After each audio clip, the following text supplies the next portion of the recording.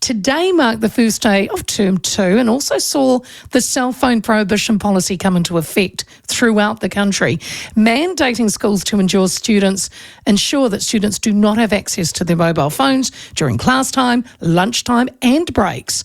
There are some exemptions, however, for health, learning support or special circumstances. Now, some believe that when National announced it, they thought it was a little heavy-handed and it would force students to be more sneaky with their devices. Some teachers said they already imparted, the banning of phones and the kids listen. You didn't need interference from the government. And then there were calls to allow the students to have access sometimes during lunch breaks, say, to text friends, figure out where to meet up for lunch, especially in a big school, and to organise pick-up with parents after school. So how did today go? Was there a revolt? Did it all tick along nicely? Secondary Principals Association of New Zealand, SPANZ, President, and Papatoetoe High School Principal is Vaughan Couillault, and he's with me. Vaughan, great to talk to you again. Yeah, pleasure to be here. How are you? I am good. Well, how are you? More importantly, first day down, how did it go? It's more than the first day, to be honest, because most of us, or most of the people that I connect with, sort of turned the policy on or turned the practical side of it on in term 1. It's always easier in a school to start as you mean to continue, and if you're going to bring a new rule in, it's easier to get it sorted at the beginning of the year rather than part way through. So on my particular campus, it's probably week 7 or week 8 of the we'll take it off you if you use it inappropriately type action. So not a big watershed event for us today, but there will be for some. Some schools, I don't know any, but some schools may have chosen to start that off today. Do you think it was something that the government had to bring in, that they had to say? I mean, a lot of schools I heard were already kind of monitoring this themselves. Do you think it was a bit heavy-handed? I commented about it when it was a policy announcement pre-election, where I thought actually we were probably better off spending our legislative dollar dealing with the vaping situation than the cell phone one. However, having said that, it hasn't really experienced any pushback from the students.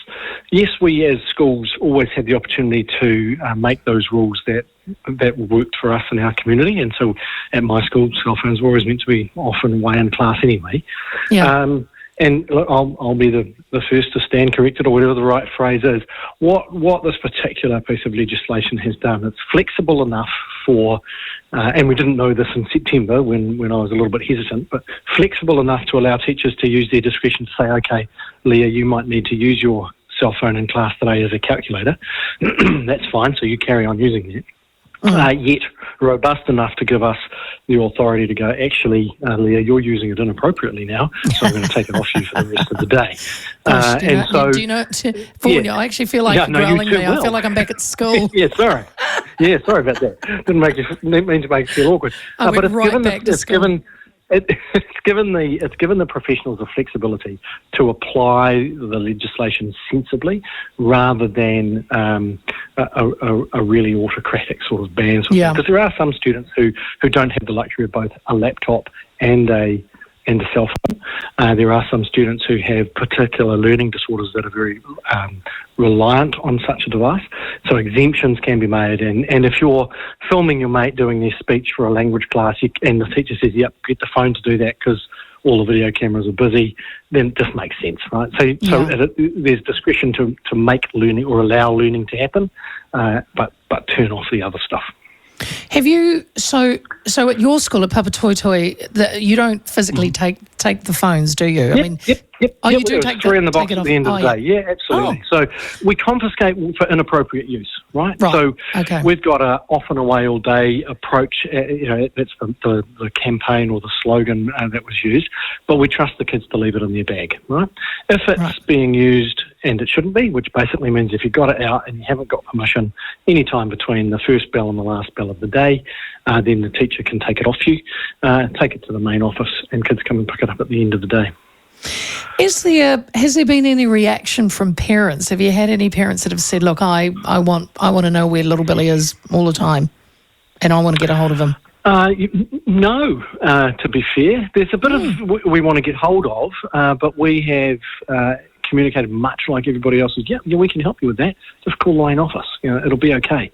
We've got a timetable. We know where your young one will be, and we can go and get them for you in probably about 90 seconds if it was really that urgent. So there hasn't been a whole lot of pushback with regard to that. However, there are still some things that you can still do on your laptop, and those devices are allowed in class. You can email your son and daughter if you want directly, and if they're sitting in class on their laptop, they'll get your email. So there's workarounds, and lots of the instant messaging platforms that you may have had on your phone are still available on your laptop in most cases. So that instant comms hasn't necessarily gone away. Yeah. What's probably gone away is the ability to entertain and to socialise.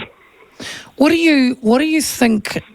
Would we see a reduction maybe in bullying? Like texting bullying and that kind of thing. Do you think that's a positivity? Most of that didn't happen. Yeah, most of that didn't happen in class and at school. So in my experience, your cyberbullying stuff doesn't happen when there's a whole lot of grown-ups looking over your shoulder, and at school there's a whole lot of grown-ups looking over your shoulder. And also our networks are relatively secure. So in terms of what we block, what we allow, what we don't allow, if you're on a school Wi-Fi network, it's pretty controlled. Most of the things that I've dealt with in my career that are cyberbullying based, that post went up at 8:23 p.m. or was over the weekend or whatever it is. It might flow into school, but it doesn't necessarily initiate there.